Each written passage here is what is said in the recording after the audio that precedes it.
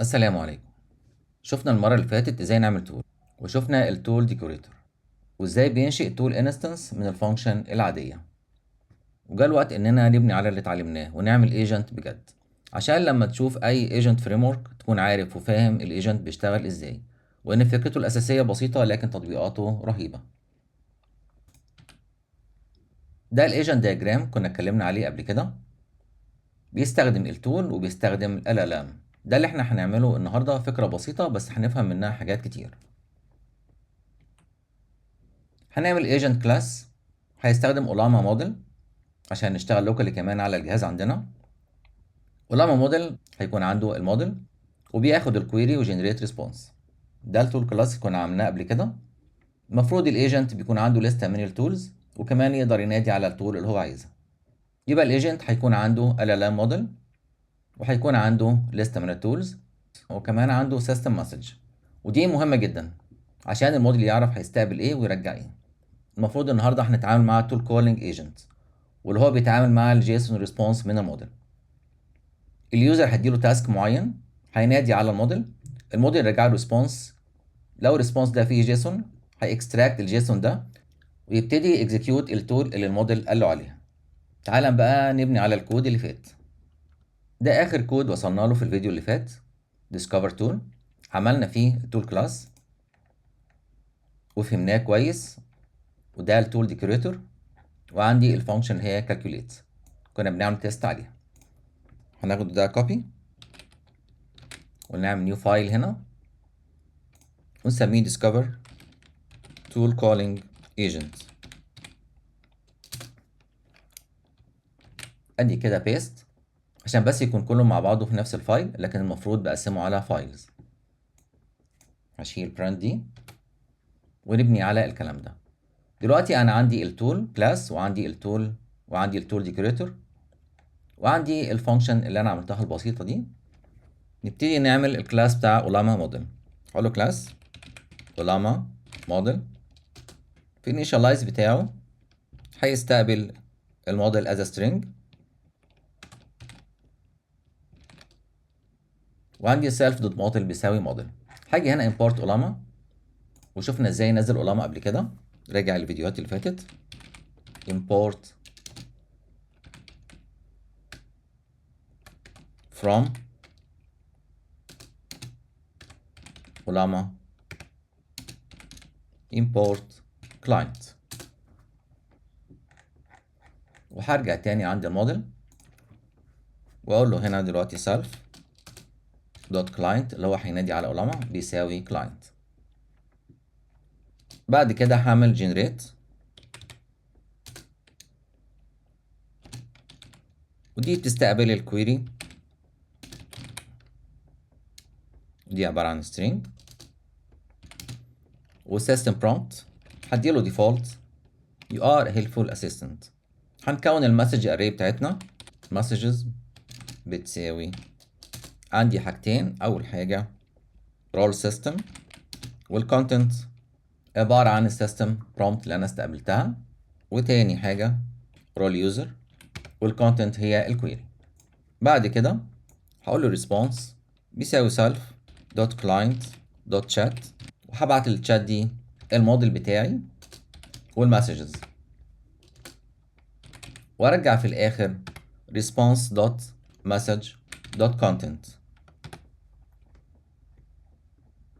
كل ده انا شرحته قبل كده لما اتكلمنا عن اولاما. كده عملنا الاولاما موديل. تعالى بقى نعمل السيمبل ايجنت بتاعنا. كلاس simple tool calling، وهنديله اسم tool calling عشان ده الاسم اللي اداهوله small agents. والمره الجايه ان شاء الله هنعمل كود ايجنت tool calling agent.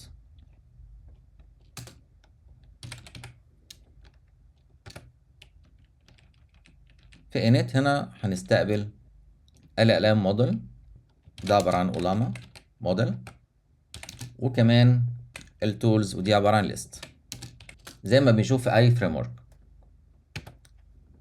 وعندي هنا self دوت LLM بيساوي LLM اللي انا استقبلته، والتولز هحولها لديكشنري من التولز اللي جايه لي. هقول له تول نيم عبارة عن التول for tool in tools. دي هخليها tools. يبقى عندي النيم وعندي التول، ده الديكشنري. بعد كده ودي اهم حاجة، هنكتب دلوقتي السيستم برومبت بتاعتنا. دي هتعرف الموديل هيستقبل ايه وهيرجع ايه. ناخدها واحدة واحدة. هسميها سيستم برومبت جيسون، عشان بعد كده هنعمل سيستم برومبت للكود، وده المرة الجاية ان شاء الله. ودي عبارة عن حاجة بالتفصيل كده هنكتبها مع بعض. دي general prompt. أول حاجة هكتبها له: You are an assistant designed to help users efficiently and accurately. Your primary goal is to provide helpful, precise and clear responses. تعالى بقى نكلمه عن التولز. Choose any of the following tools if needed and found. يعني لو لقيتها من ضمن التولز اللي أنا بعتها لك وكمان لقيت نفسك محتاج لها، اختارها. هتعمل إيه؟ If tool chosen، لو اخترت tool معينة you must return only your response in a valid JSON format like this. وهقول له كمان الجيسون فورمات اللي انا عايزها. اكتب لي tool underscore name واكتب لي التول اللي انت اخترتها. بعد كده الارجمنتس اللي انا هبعتها للتول، واكتب لي الارجمنت values sequentially with comma separated. يعني هتكون عبارة عن string وتكون comma separated. دي البيز برومبت. البرومبت بقى الاساسية اللي هي system prompt self.system prompt بتساوي البرومبت دي، وهبعت له كمان التولز اللي انا استقبلتها، لان كل ده static لغايه دلوقتي. هديله بقى ليست من التولز المفروض ان انا استقبلتها. بلس A.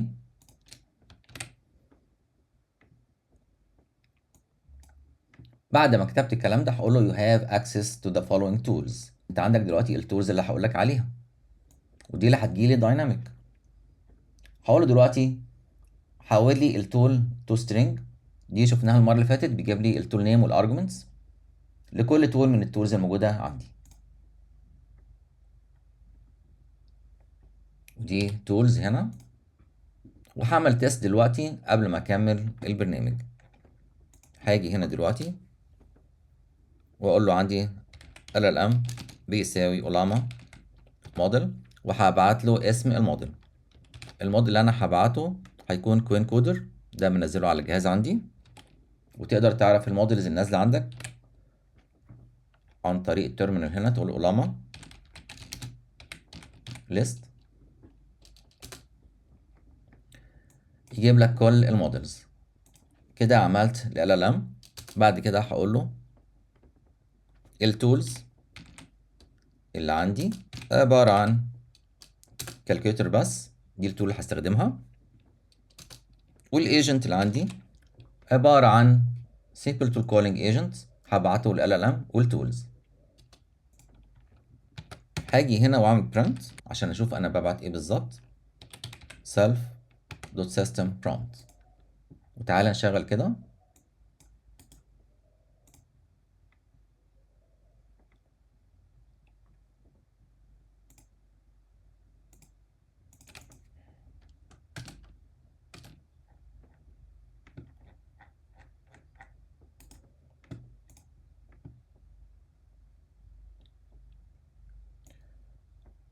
طيب هو كده شغل الفانكشن اللي هي init الموجود هنا في السيمبل تول كولينج ايجنت. كتب لي هنا system prompt.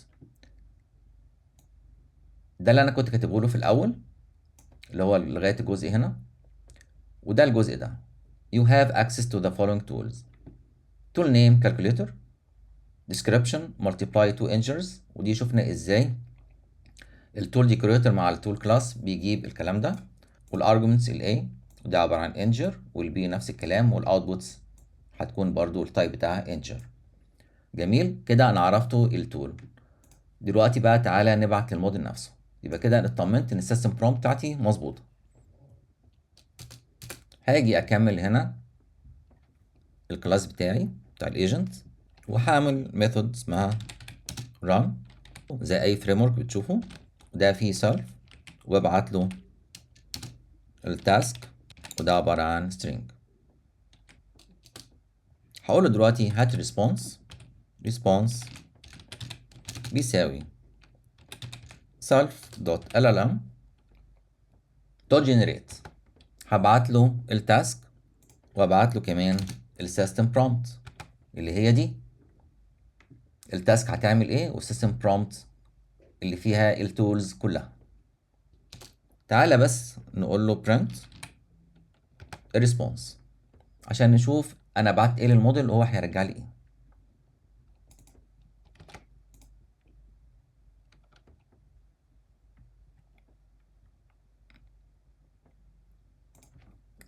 وتعالى هنا نقول له agent دوت run وهقول له هنا multiply 7 and 6 او by 6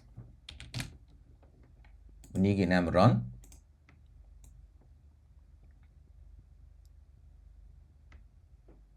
هنا في غلطة في كلمة chat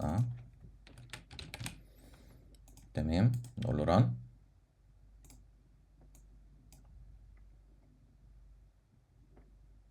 هنا بيسأل الموديل دلوقتي، المفروض مستني الرد. ممتاز جدا جدا، ده رد الموديل. الموديل دلوقتي قال له رجع له جيسون، وقال له التول نيم اللي هتستخدمها هي كالكوليتر والارجيومنتس 7,6. لغايه كده رائع. انت كده ابتديت تفهم ازاي الايجنت بيشتغل. تعالى بقى دلوقتي نبارس الجيسون ده ونجيب منه التول نيم والارجيومنتس عشان ننادي على التول نفسها. الموديل من نفسه ما ضربش، رجع لي بس جيسون. لغايه كده ممتاز.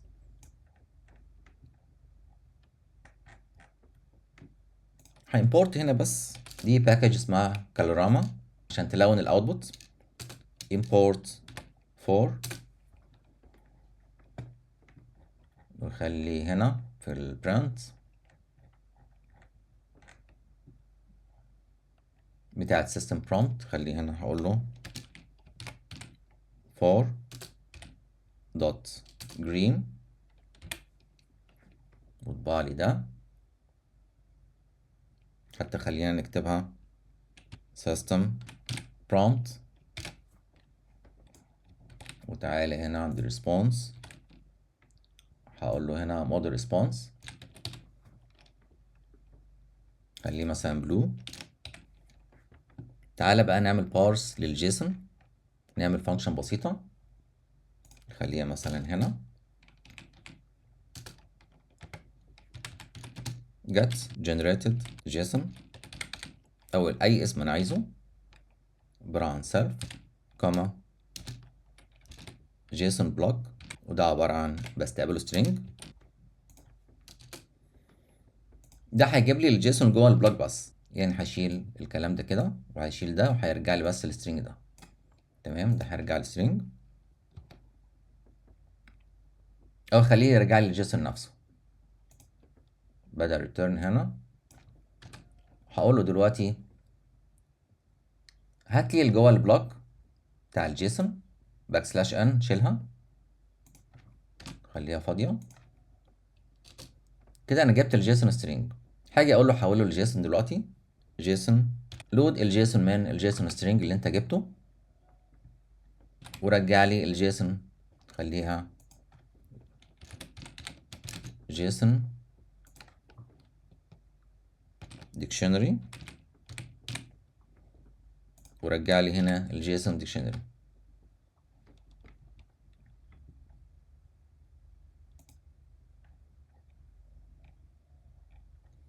بعد ما جبت الريسبونس اللي هو فيه الجيسون ده هقول له دلوقتي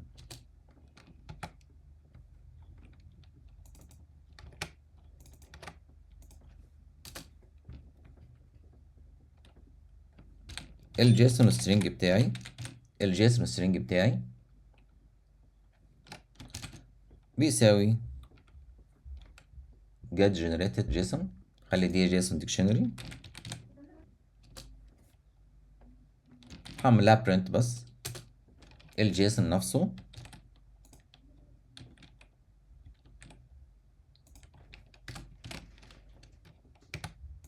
وتعالى كده نعمل run.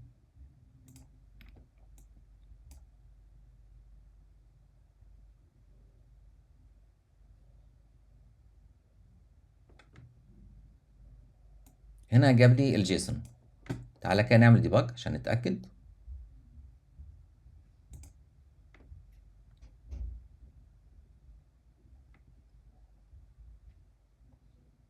ده عبارة عن dictionary.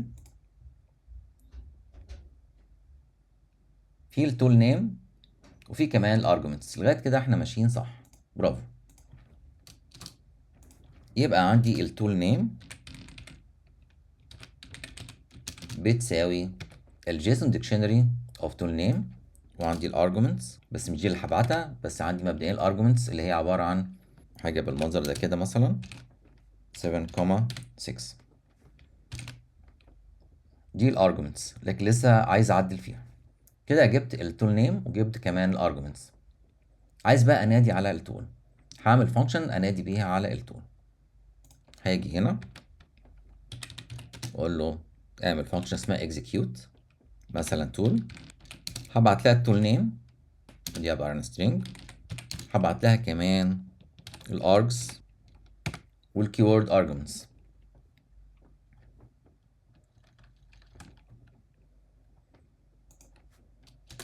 هقول له دلوقتي لو كانت التول مش موجودة في التولز رجع له ايرور. اقول له دلوقتي التول دي مش موجودة عندي، يا اما لو كانت موجودة يبقى return self dot tools.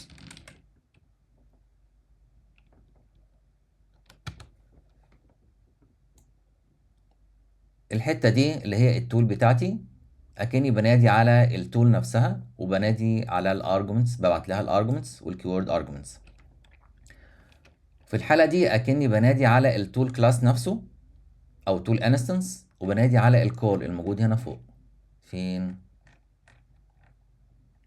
هنا. وعشان نتأكد هنعمل هنا بريك بوينت.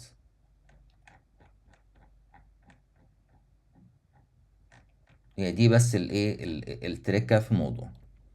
تمام. طيب انا كده جبت الارجمنتس، بس دي عبارة عن string هحولها الارجز اللي هي توبل عشان ابعتها للتول، وبحولها بالمنظر ده. ايه اللي بيحصل هنا؟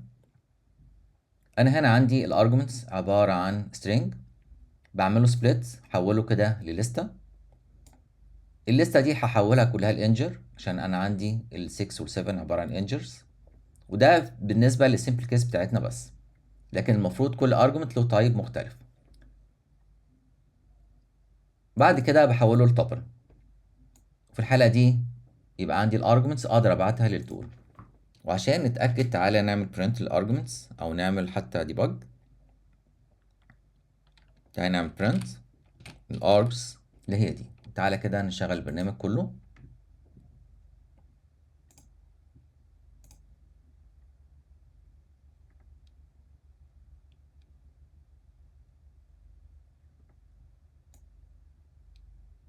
عملها لي توبل، اقدر ابعتها دلوقتي للفانكشن.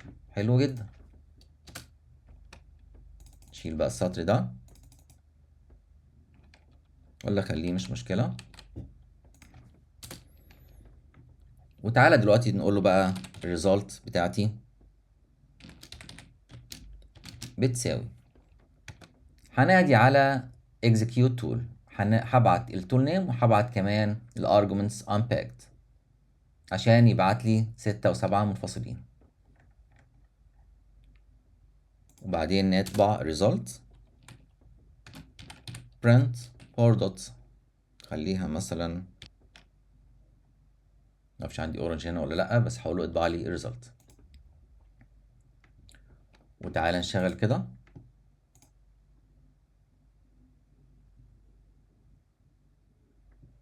مفيش هنا. تمام خلاص اوكي. خليها اي حاجة black. اطبع. رائع، ممتاز جدا، طلع نتيجة مظبوط. بس عايزين نتأكد بقى. تعالى نعمل ديباج.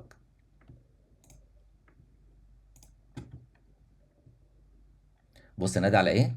على الكول بتاع التول نفسها. ده اللي انا قلت لكم عليه. احنا كده ماشيين صح. انا عندي هنا الارجمنتس، عندي هنا الارجمنتس 7 و6 مظبوط. والفانكشن نفسها اللي انا استقبلتها اللي هي النيم اسمها كالكوليتر مظبوط، برافو. ديسكريبشن، ودي الفانكشن اللي هنادي عليها. يا سلام، ممتاز جدا. كده بقى يران الفانكشن نفسها. جميل، اللي هي الفانكشن اللي انا اوريدي كنت عاملها، الفانكشن البسيطه دي، يجي ينادي عليها.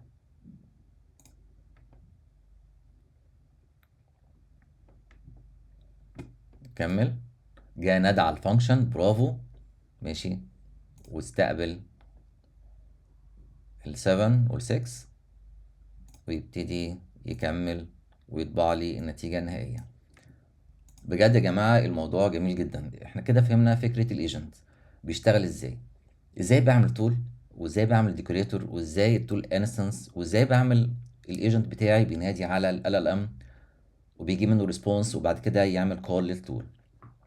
كده انت عرفت الفول سايكل، وده بيسموه التول كولينج ايجنت. ماشي، وده اللي بيقول الموديل اللي رجع لي جيسون ريسبونس عشان اعمله بارسنج، وبعد كده انا هنادي على التول عشان اجيب نتيجه. تعال نجرب حاجه تانية عشان بس ايه نتاكد ان احنا ماشيين مظبوط، عشان تقول لي مثلا انت مثبت ال7 و6. تعال نقول له كده مثلا 5 وهنا 16، نقول له دلوقتي run.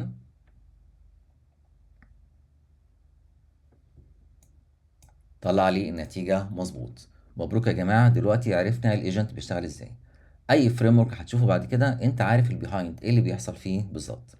الفيديو بقى اللي جاي ان شاء الله هنعمل الكود ايجنت، وده اللي بيستخدمه السمول ايجنتس. ماشي، وان شاء الله هيكون فيديو برضو هيعجبكم جدا. اتمنى الفيديو يكون عجبكم، متنسوش الشير واللايك. اشوفكم الفيديو القادم، والسلام عليكم ورحمة الله وبركاته.